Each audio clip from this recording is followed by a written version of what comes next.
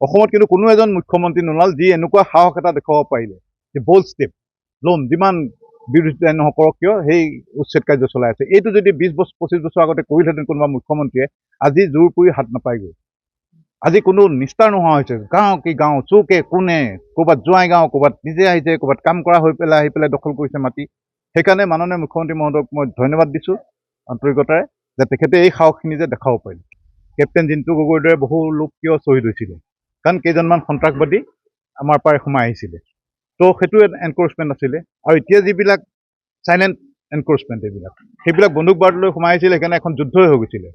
আৰু এইবিলাক যে চাইলেণ্টলি আহি পেলাই গাঁও কি গাঁও তেওঁলোকে দখল কৰে, মাটি হাজাৰ হাজাৰ মাটি দখল কৰে, সেইবিলাকতো বেদখলকাৰী হাতত অস্ত্ৰ লৈ অহা নাই, কিন্তু আহি পেলাই কি কৰে, আমাৰ এখন গাঁৱত দুজনমান সোমাই পেলাই সিহঁতৰ সংখ্যা বৃদ্ধি হ'ব, আমাৰ লোকসকলৰ ওপৰত অত্যাচাৰ কৰিব আৰু সেই গাঁওখন তেওঁলোকে দখল কৰে, যি ধৰণে নেঘেৰি বিল দখল কৰিছিল, যি ধৰণে উৰিয়াম ঘাট দখল কৰিছিল। সেইকাৰণে উচ্ছেদ লাগিবই।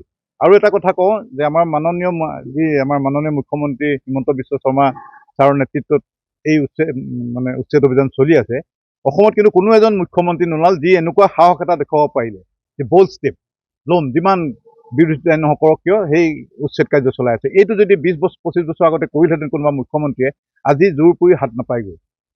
আজি কোনো নিস্তাৰ নোহোৱা হৈছে। গাঁও কি গাঁও, চুকে কোণে, ক'ৰবাত জোৱাই গাঁও, ক'ৰবাত নিজে আহিছে, ক'ৰবাত কাম কৰা হৈ পেলাই আহি পেলাই দখল কৰিছে মাটি।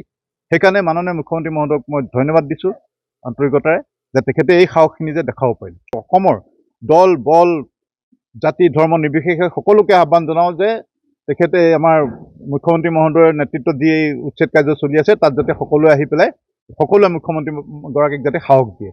ধিং মৈৰাবাৰী এইবিলাকত য'ত তেওঁলোকৰ সংখ্যা বেছি তাতে থাকগে। আমাৰ যাতে এইফালে আহি পেলাই তেওঁলোকে ইয়াৰ ডেম'গ্ৰাফিটো সলনি কৰিব নোৱাৰে। নামনি অসমৰ ডেম'গ্ৰাফিত সিহঁতে শেষ কৰি দিলে, আমি মাইনৰিটিত পৰিণত হ'লোঁ। কিন্তু সেইটোকে হ'বলৈ গৈ আছিল। আজি যদি এই উচ্ছেদ কাৰ্য নচলালেহেঁতেন 10 বছৰৰ পাছত আমি ইয়াত সংখ্যালঘুলৈ পৰিণত হ'ব।